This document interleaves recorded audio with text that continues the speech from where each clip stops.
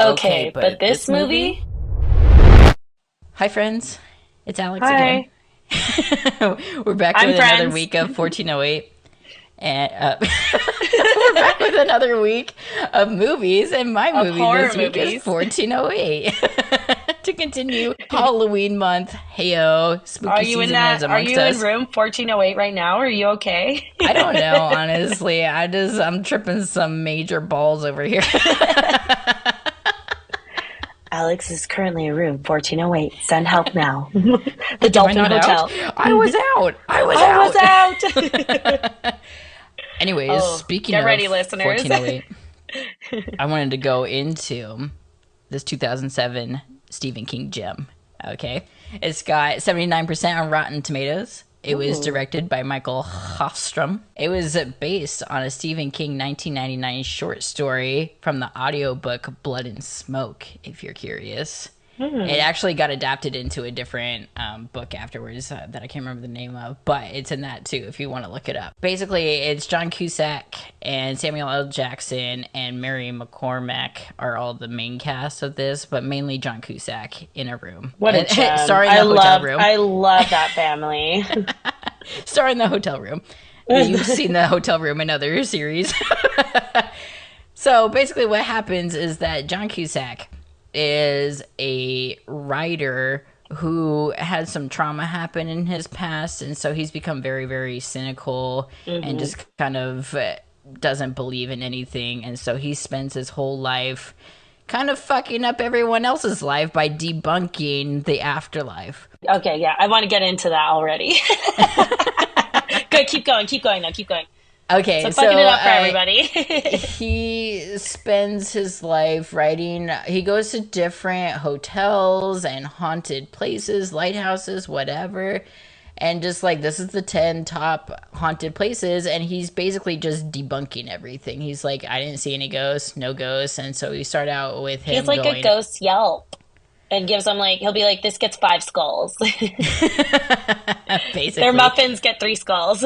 And then so he ends up, we start the film off where he's kind of doing a book tour, and no one really cares about his work, it seems like, because it's kind of like all surface stuff, where it's just like, you know, there's nothing really in depth about his writing anymore. And there's like a Yeah. fan that comes up and was just like, can you sign this one for me? And he's like, oh shit, where'd you get this from?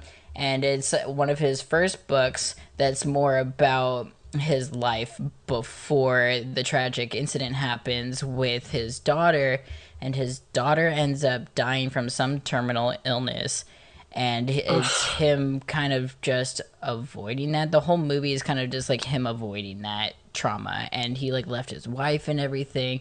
And funny enough is that that's how it's kind of different from the short story, where the daughter isn't a prominent thing in the short story. She's a thing, she's in there, she dies, but it's more of Just glaze past that. John Cusack is a chain smoker, and his brother died from lung cancer. And then, so that's more of the trauma base that happens in that one. Was actually, the short story wasn't even supposed to be a short story. He actually ended up writing it. It started out as like a for this other book that he was writing on writing. He's like, this is how you write a first draft, and this is how you paragraph. And he Are you used talking the about Stephen King right now? yeah, Stephen King Oh, started. okay. Yeah, Stephen King started that as a first draft, where like, this is how you write a first draft. And he was using the 1408 as an example, but then he's like, actually, I really like this story. So he like took that and he made it into a short story, and he Wow. just dived into it more. The motivation behind it was that it kind of goes into at the beginning when Mike Eisner, which is John Cusack's character, he like Elsner? goes, Or, what? was it Elsner? No, Oh, it was Eisner? Enslin. It was Enslin. Ensland. Okay. Enslin. Yeah, no, he goes to this, he gets a postcard in the mail. He's looking for his, like, next thing, right? He gets a postcard in the mail that says, don't go into 1408. Or don't enter 1408 is what it Yeah, says. don't dare enter 1408. And then he realizes that it says 13, and he's like, oh, that's cute. Like, oh, these people really don't want me to come over here. And then so he ends up going to this Dolphin Hotel, and the Dolphin Hotel is actually the Roosevelt Hotel. Like, that's all the stock images and Oh. stuff from New York. But the actual, all the inside stuff is from London, a hotel in London. And I know, it's surprise, it's shocking everywhere. Diverse. But then Samuel L. Jackson is there, and he's the manager of the place. He's like, please, for the love of God, do not go into this room. I will let you say literally anywhere else as long as you don't go into this room. And he's like, by legal obligation, and I get to pick whatever room I want, basically within reason. If it's available. The Samuel L. Jackson's like, fine, whatever. You made your own bed, I guess. You know, he put up a fight, but he's like, ultimately, I don't want to clean up after you. Yeah, he put up a fight, but ultimately he ended up going. And then so he leads him up, and he's like, yeah, we're clean here. All these people, like, here's the files on, like, the people that died here. Like, 57 people died, or 56, and actually, that was another fun fact, too, is that, like, there was, like, a 57... There's officially 56 deaths, but he said 57, and that goes into, like, his fate was already sealed, basically, by John Cusack's character, that he was going to die, essentially.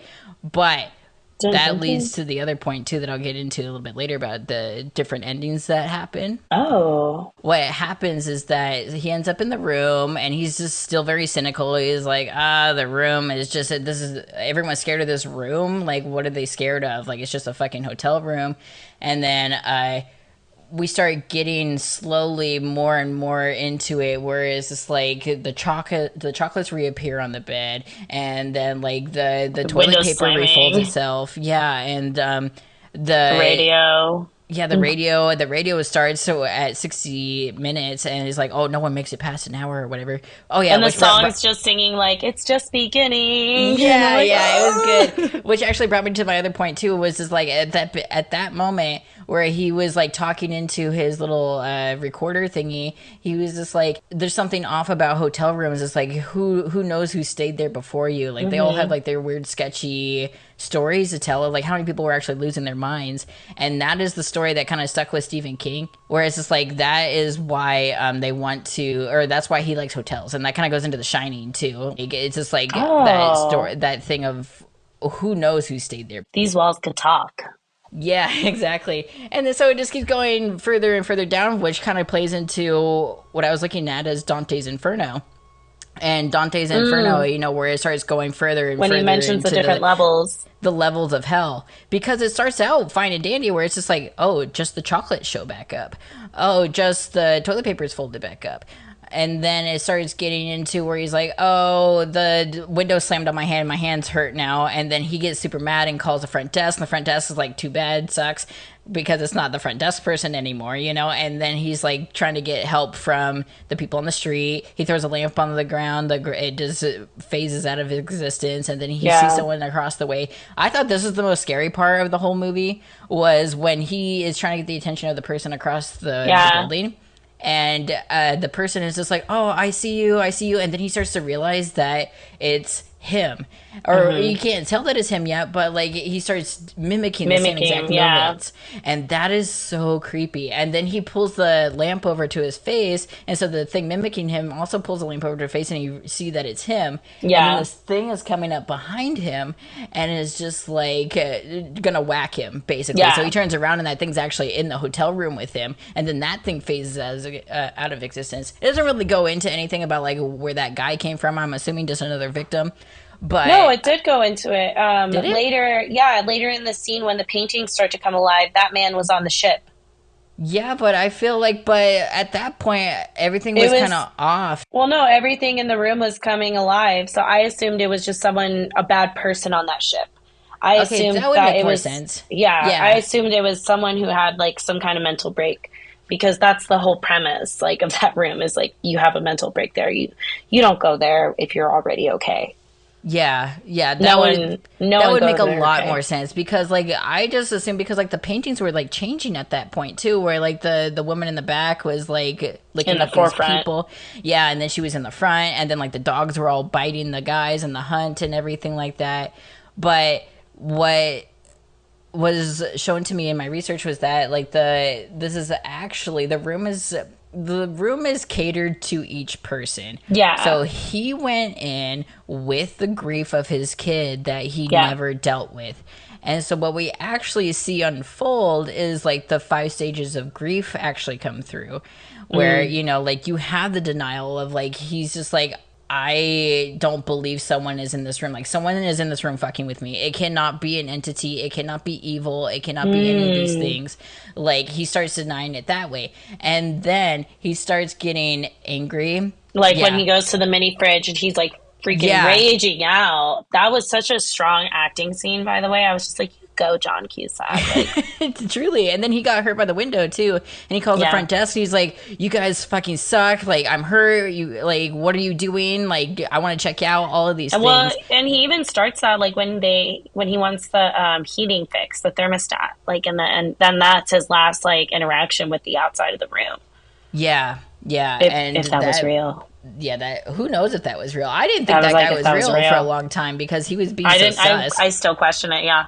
Yeah, he was kind of sus. I thought he was kind of out because like the front desk person kind of seemed like, oh yeah, we'll just send someone right up. Like it In the wasn't middle of any the like night. questioning it at all. Like, aren't you in 1408 or like we don't Yeah, go up but there? my expectation would be like, we'll send somebody in the morning. Like, I'm sorry about that, sir, or we'll accommodate you in a different room.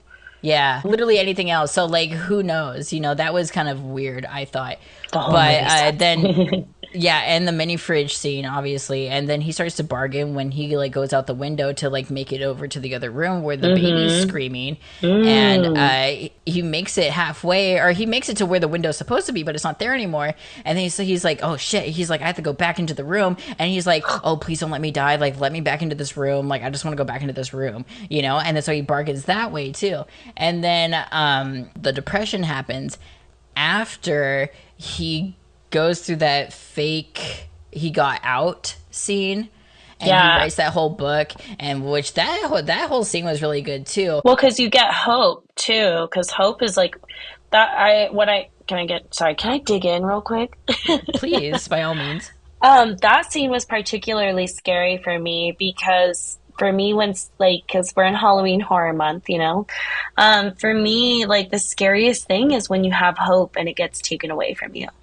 Yeah. That is scarier than anything else. And I was thinking, I was like, I know this sounds crazy, but I was so excited to tell you this when I was watching the movie. I was like, I can't wait to tell Alex about this. Like, but that was just such an epiphany I had, was just that that's the scary part about it, is that things were great. I was out. And that was like the Yeah. scariest part, is like, you weren't. You Yeah. never left. Like Yeah. there's no hope. It was false. It was fake. It's a farce. That was the Yeah. scariest part for me. And I was just like, I got the chills right then. Like, Yeah. no lie. It's No cap, no printer. I think that goes into the daughter too, where the daughter's just like, I'm gonna die, like she knows, like she knows. Yeah.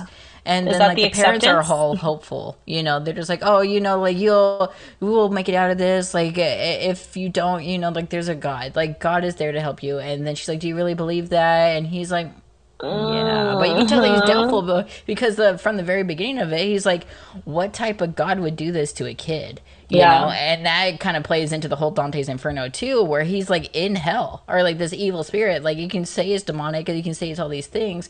It's not ghosts. He's not dealing with ghosts anymore. There's ghosts of people there, I guess you could say.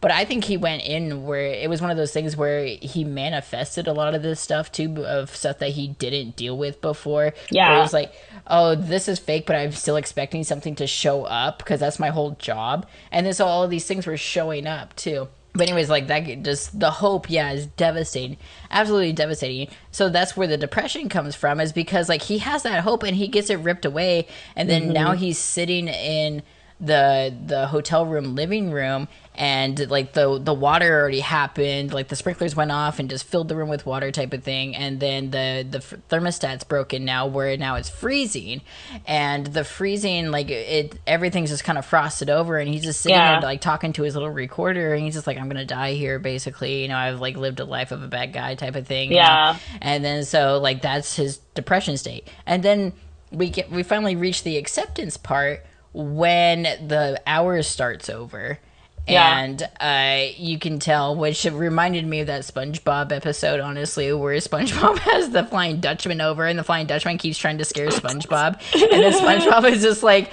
he's just stone faced. He's like, I've been scared so much, I don't even care anymore. That's what that was John Cusack's face during the whole Yeah, thing. honestly, It like, cracked what me else up. can you do to me? Well, I wanted to kind of dig into like the stories part because he eventually like it shows that scene where he's like arguing with his wife, like you fed her all these stories and this hope, like she didn't want to fight because she knew she'd have it easier when she died, kind of thing.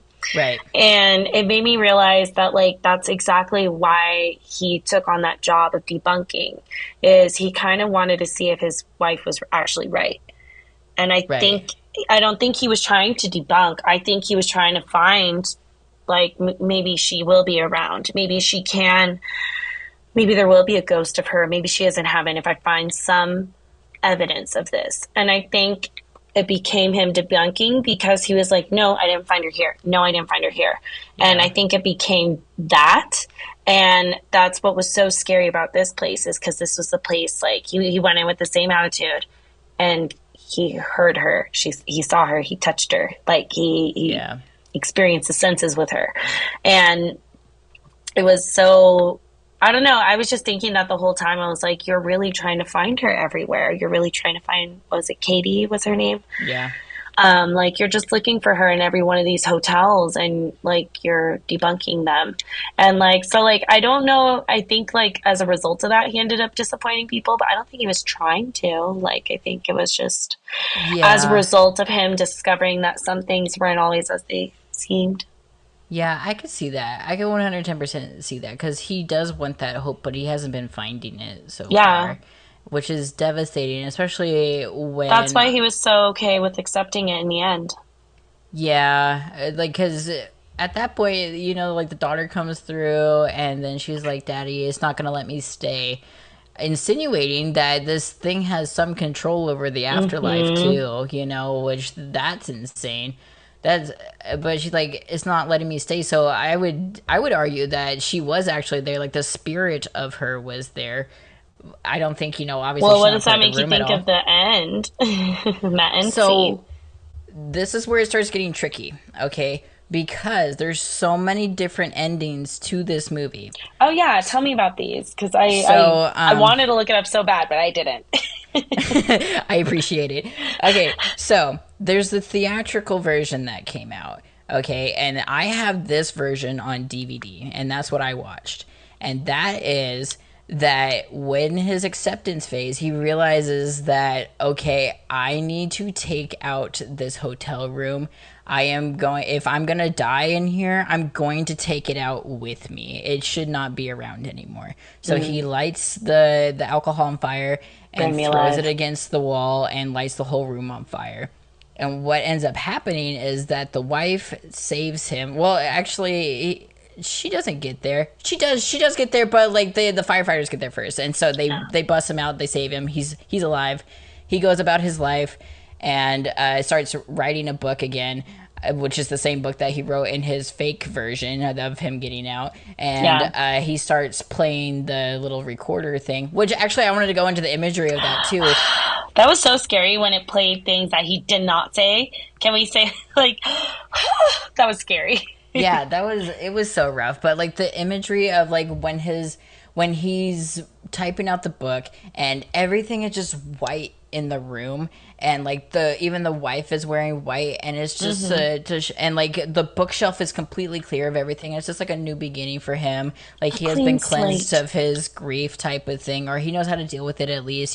He did deal with it in such a harsh way, but he ultimately conquered it, and then so he's able to move on, and he's able to restock these shelves and just start over basically. And like the white is just such a symbol of like purity and stuff like that. And he's over there dressed in black still.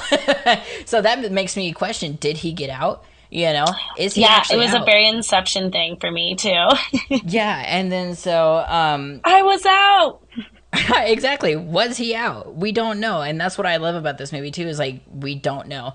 And then so assuming that this is real, that he did get out and he's like playing that tape recorder back, Mm-hmm. and then the wife hears the daughter's voice too, and she's like, "Oh my god. This Like what he said was true. yeah, like this ending makes it so like there's no room for error. It's very much that something did in fact happen in that room. You Yeah. know, like there very much is an afterlife. It wasn't just in his head, it was something. Yeah. And then so I think that's interesting in just terms that like it's no longer open ended anymore, you know, I Yeah. think. And then so that brings me to the next point of the director's cut, which is now if you get a more recent DVD copy, they actually changed that into the ending. And if you stream it on anything, that is going to be the ending is the director's Okay, cut. that's what I saw. Yeah, and so the director's cut is that Mike dies in the fire, and Samuel L. Jackson goes up to the wife at the funeral and was like, "Oh, I have some belongings for you that he left in the hotel room." And she's like, "I don't want that." And then he gets in his car and starts listening to it, and he hears the daughter's voice. And then he looks in his rearview mirror and sees Mike burnt up in the back seat, you know? And then he sees like the daughter and the guy walking away in the rearview mirror as well at the cemetery, which I think insinuates that, like, you know, the dad and the daughter are now together in whatever realm of existence there is, if they're ghosts, if they're heaven or whatever, but that Mike and Katie are now together. But it also They're kind not of here leaves anymore. like, is he still there? And then it kind of cuts over to where Mike is now stuck in the hotel room too, and he's just there.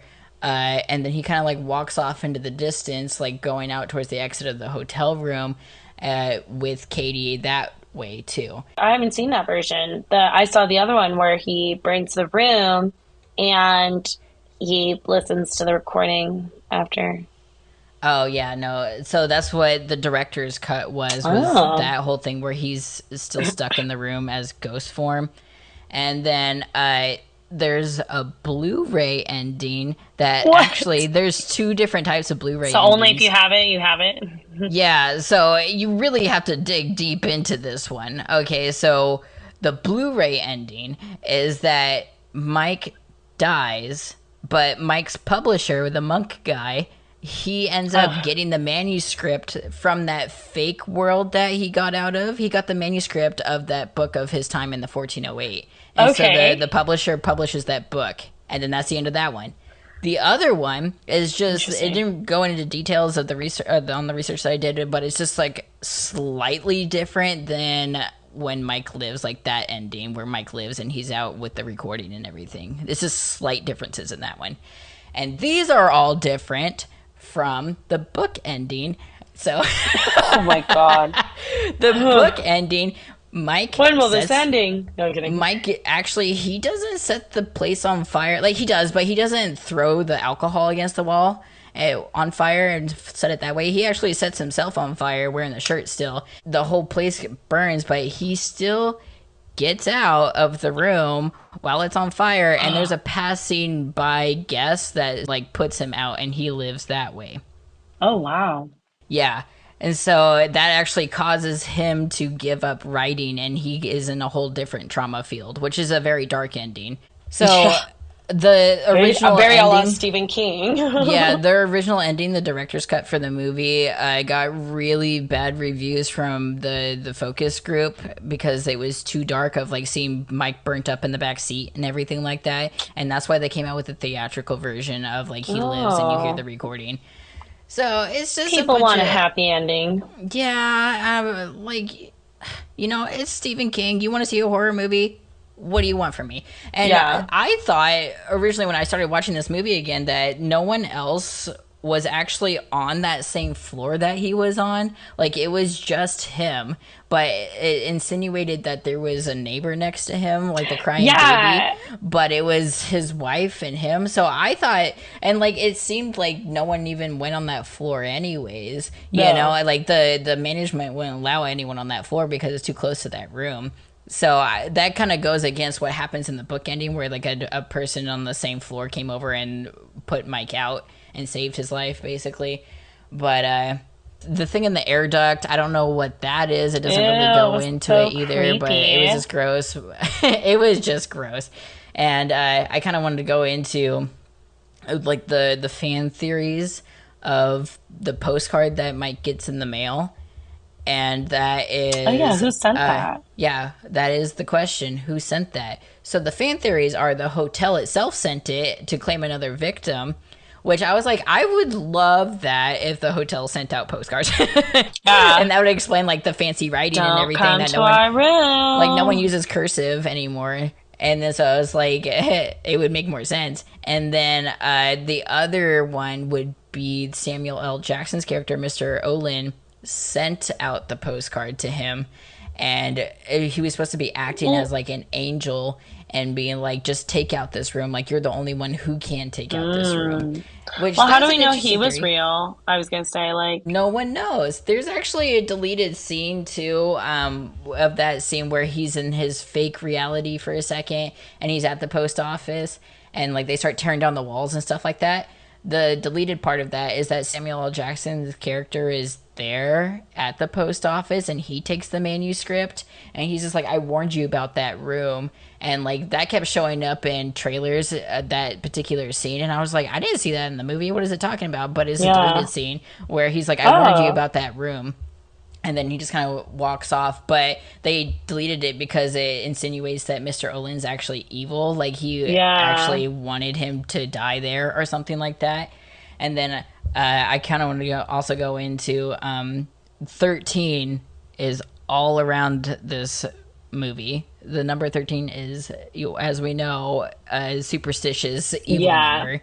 Okay, so Well, I there's mean, it four. technically wasn't in the elevator. Because you said it was all over. You know what I Yeah, mean? yeah, yeah. Okay, so like, That was a reference. That's something they did. That's where 13 appeared in a way, is yeah, by saying it didn't appear.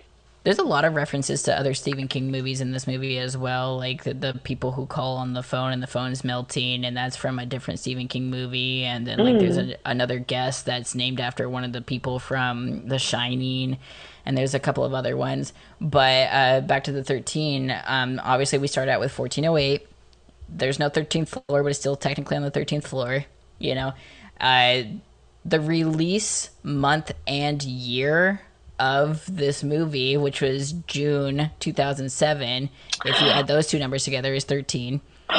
And then the first death that happened in the room was 1912. If you add that up, it's still. That's not 13. Yeah. What is it talking about? No, it is. 1 plus 9 is 10, plus 1 is 11, plus 2 is 13. You're right. I can't math. So that adds up to 13, too. And then when he Leave opens that in up the podcast. when I he want people to know opens I can up math. the Bible initially, when he first enters the room, it enters to chapter 11, Samuel 2, which is 13. Oh, yeah, yeah. Yes, and then the postcard that says don't enter 1408, if you add up all the letters and numbers, it equals 13 as well. Oh, you're right. Yeah. It's crazy the amount of 13s is in here. So it's just, there's It's this spooky. movie is so good, and like, you know, Stephen King movies are kind of hit or miss because like apparently the books are so good, you know, where everyone says obviously the book version is better than the movie adaptation. And the I think with Stephen King in particular, like his books are so dark, and that doesn't fly very well in Hollywood as much. So it's kind of hit or miss of like how that's actually going to be portrayed in Hollywood. But I think this is one of the better Stephen King movies that's ever been adapted. I think the newer It's pretty good too, but just visual wise, I love The I also Shining. That's my well, favorite. do you want to hear something funny? Is Yes. that this is going to be like our fourth week here where Keanu Reeves shows up because he was supposed to be John Cusack's character. Really? I could see him doing that. I could see him doing it too, and I'm just like, Especially that. the surfer scenes. Yeah, see, I'm telling you, this man is everywhere. I didn't realize how much he was such a hot commodity in He's like so the influential in 90s. Hollywood. 90s and like early 2000s. I'm like, dang. Well, Everyone especially wanted, after freaking The Matrix too. yeah, everyone wanted it on Keanu. Yeah. And then Kate Walsh was supposed to play Lily, the wife, and Kate Walsh is from Grey's Anatomy, so she had to drop out because she was on Grey's Anatomy and it was conflicting schedules. And then so ultimately the other girl was cast, and if you notice, like they only filmed her from the waist up because she was pregnant at the time in real Oh, life. well, good for her. Still casting that. Yeah, and then so I just thought, Did a great like job. I'm so glad that he recorded everything and documented everything, just like our other movie. Oh, you mean the Blair Witch Project? That's the one. All right. So yes, we are talking about the Blair Witch Project. I don't know if that was established after the two times I said it. And we're talking about the original one, not like the remake or not like the sequels, I guess is what they are. I'm talking about we're talking about the 1999 version. I'm not going to go into last names, but it starred Heather, Josh, Mikey, and Heather's snot, to be honest.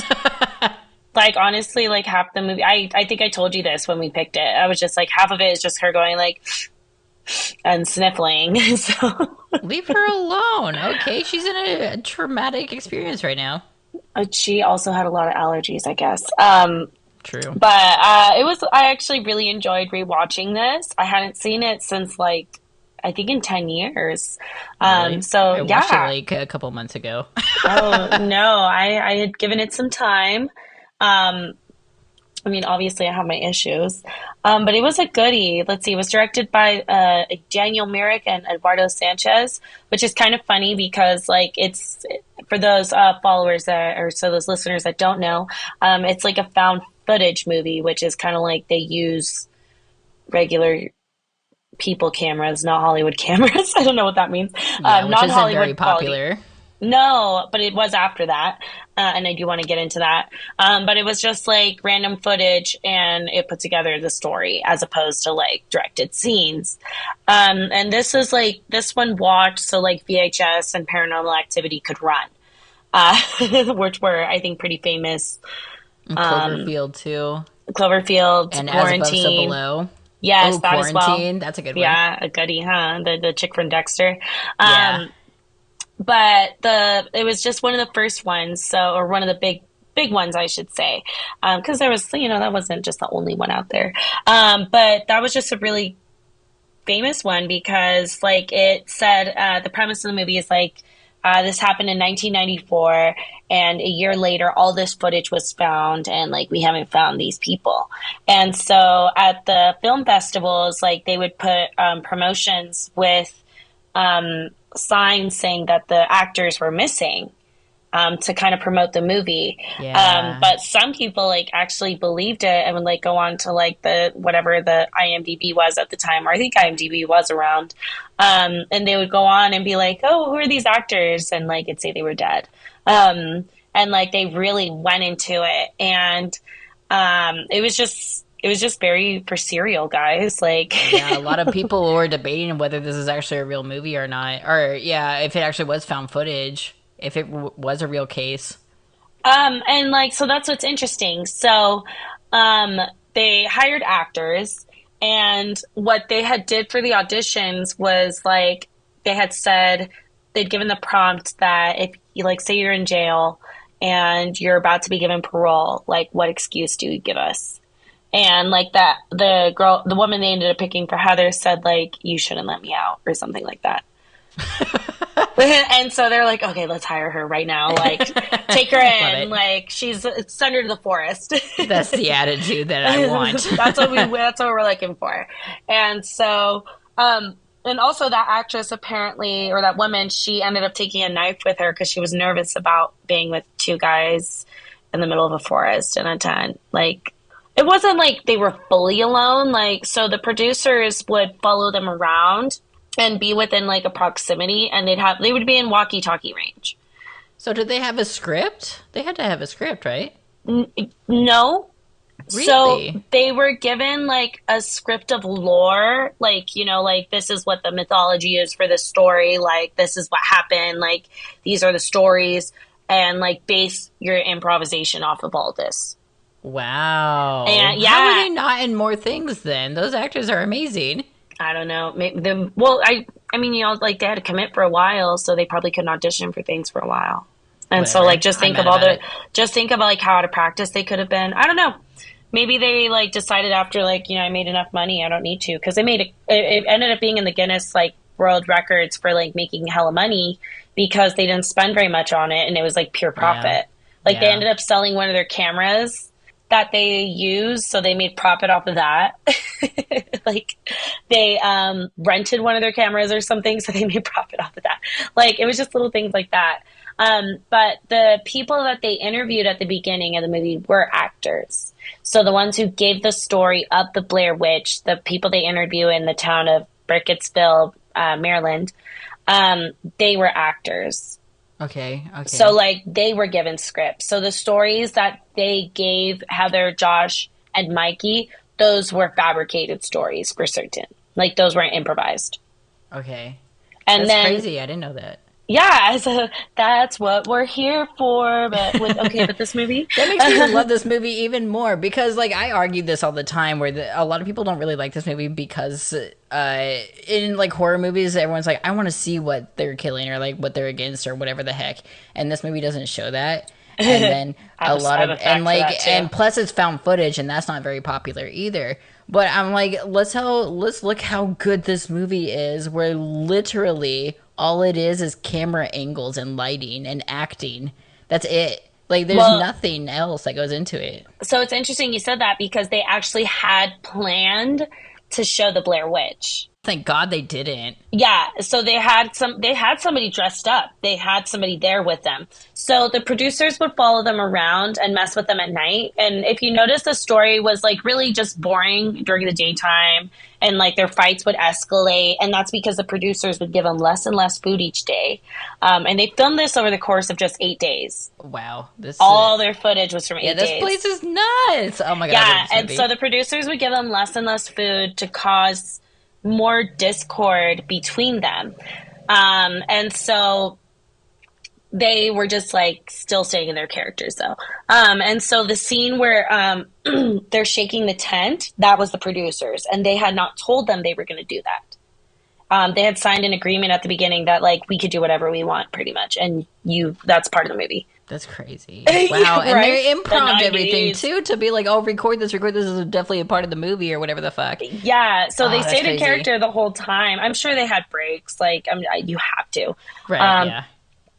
but they did that, and so in one of those scenes where they're running out of the tent, it's whoever's holding the camera was supposed to pan over to the Blair Witch, and they just forgot to do it.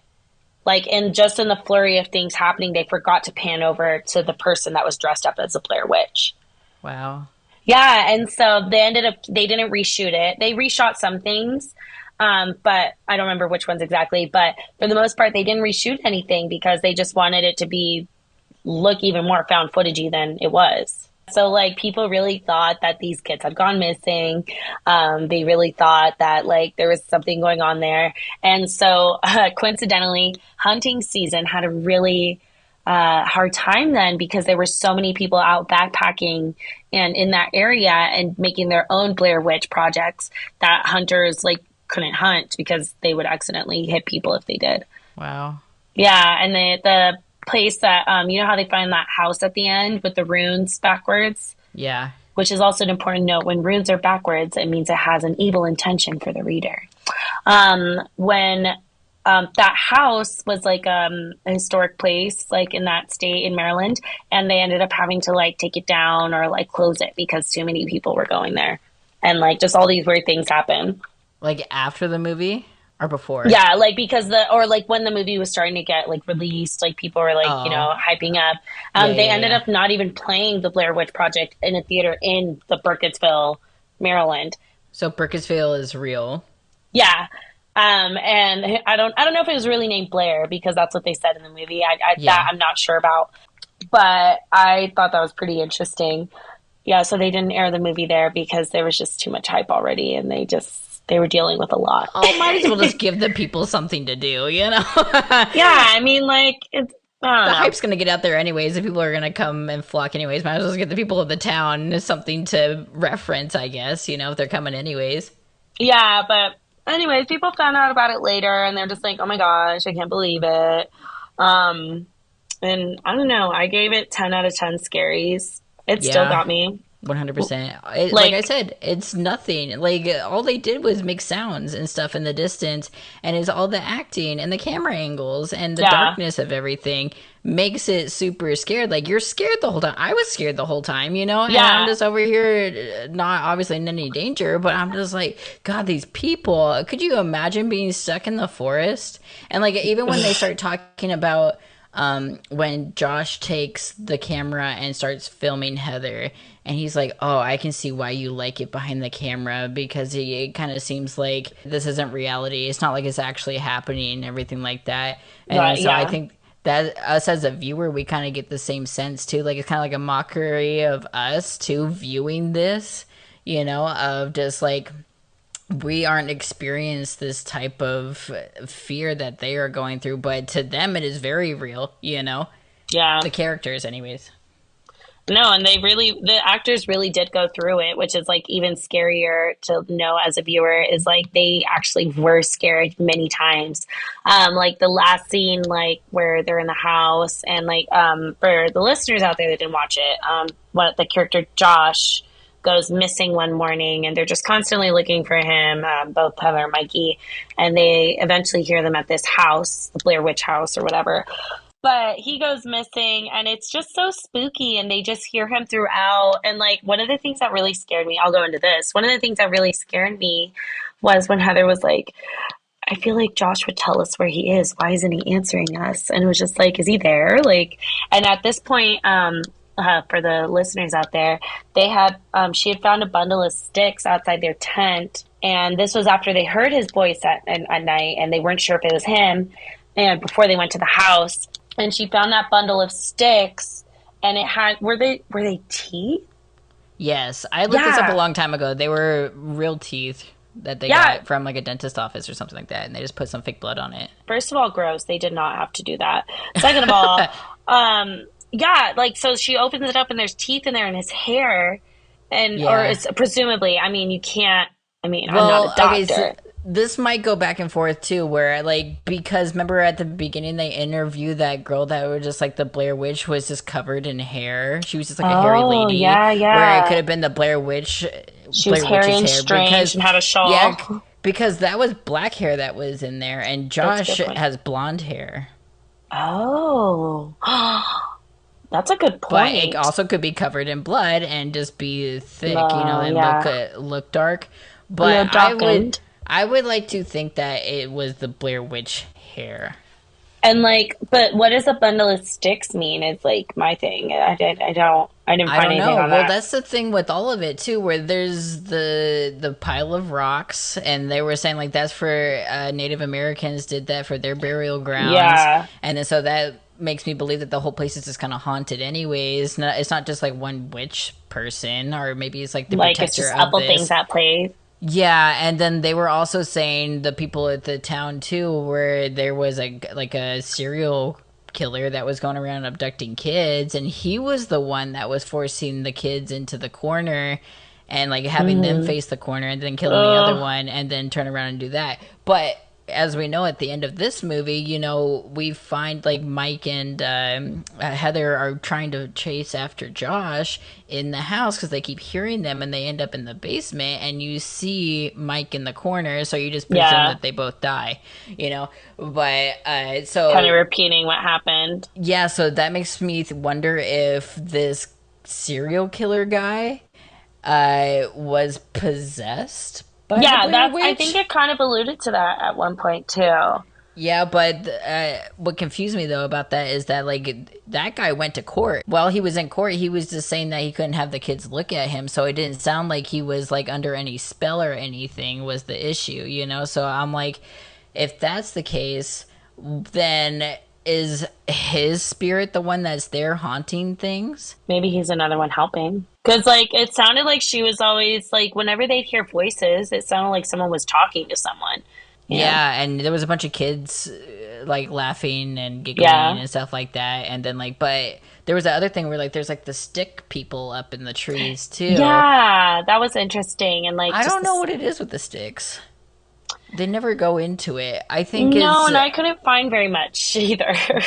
Really, I wonder, but Those little creepy dolls were just like the worst, like the ones that were in the trees that were just all over.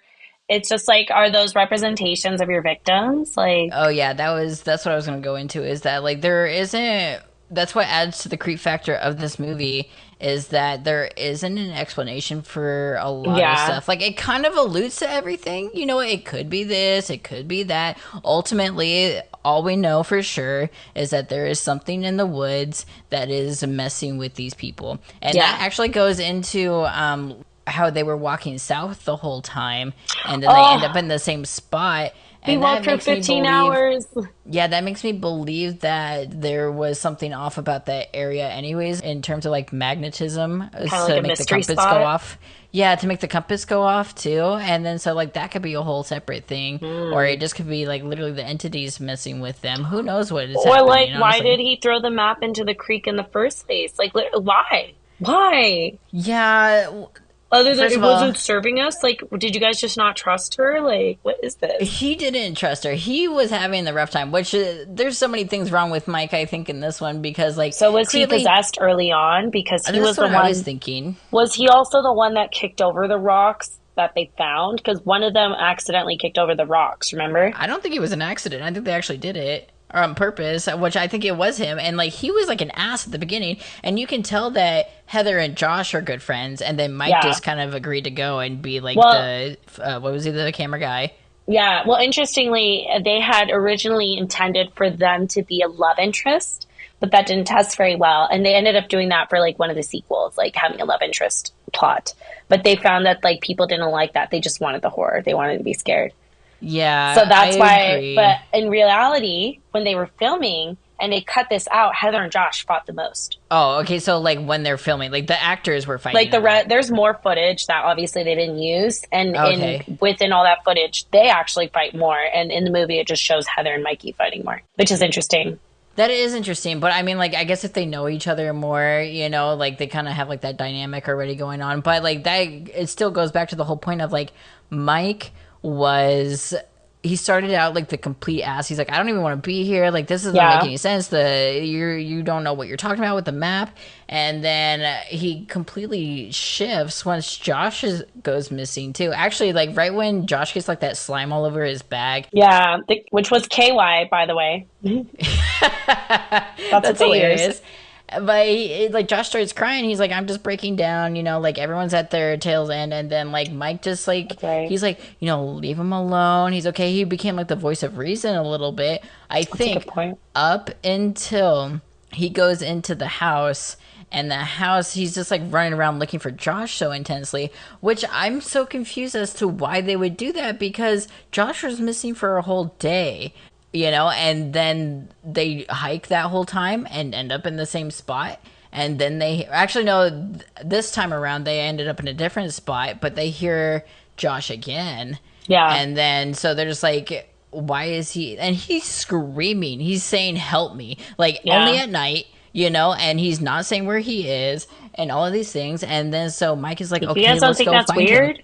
Yeah, he's like, "Oh, he's upstairs," and he starts seeing the handprints on the wall, and it's becoming super sus. And he's leaving Heather behind, and then Heather's just like, "Mike, Mike," and she like screaming his name, and he's like, "Oh, I hear him Sniffling in the the whole time. basement." Yeah, and he goes down there, and then the mic or the camera drops. So I'm surprised he didn't die first, honestly. But of course, he had to go into the corner. Poor Yeah, Heather. got to go look at the corner because he can't look. He can't look. He just has to listen. Yeah, but I feel like Heather should have gone to the corner first. Into the corner with you, Heather. Yeah, I think they were just tired of hearing her, so they're like, let's just take her out first. Oh, poor I'm Heather. just She did well. bitter. She did great. She did, and I don't know. This movie is just so good. I can't express to you enough how good it is with just obviously the budget was not big, you know, and No. then look at what came out of it. Like this I would still say that it's a well-known movie, it is, Yeah, but it's not a well-liked movie, I would say, just I because of the agree. element of the found footage, first of all, because a lot of people get motion sickness from those ones. Yeah, I read about that. Sucks to suck. So I'm like, that's your own fault. And then there's the other element of like you don't see what they're fighting, and a lot of people don't like that either because they want to have answers people like answers, and if you don't see what's happening, then they're just like, Sometimes it that wasn't ruins that good. it. I didn't get to see anything. And you don't get to see anything the whole time. So you could argue that nothing actually happens in this movie, Mm, essentially, But obviously, they created this whole thing and then they created sequels from it. yeah, And the sequels, I know that I kind of watched the second one. I didn't like it because it was so I did not. bad. It was so bad. It didn't have anything to do with this movie at all. And then the new one, I like how if you watch that one, did you watch that one? No, what is it? The Woods. There's like the Shadow of the Blair Witch, the Woods. There's like all these ones. Oh, there's a whole bunch. I thought there was only three. But Maybe I'm the wrong. Book of Shadows Book is of like the second Shadows. one. The Book of Shadows is like Charmed, and then Oh, that's right. Same and then universe. there's the Blair Witch, and that is supposed to be Heather's younger brother goes back into the woods to go find some answers about what happened to his sister that went missing. Mm. But it was Th- bad. This is like I feel like it was in this movie is like I had just a meta moment. It reminds me of like the whole premise of like Josie and the Pussycats. Like just like this is what marketing this is what happens with marketing and like we were all convinced of this storyline that we were fed and we find out it was like all fake in the end and it was just a movie. Yeah, there's a website. Once again, one of my top favorite movies, so I've looked up a whole bunch of stuff about this, but there's a website that someone runs for this movie and it goes more in depth of like it's actually real. Oh, interesting. No, and I'm just like Well, I feel like the actor sphere is real and I think that that's what makes it really good. yeah, which reminds me of that other movie, what's that French film, the blue is the warmest color. It was kind of shot the same way. Why?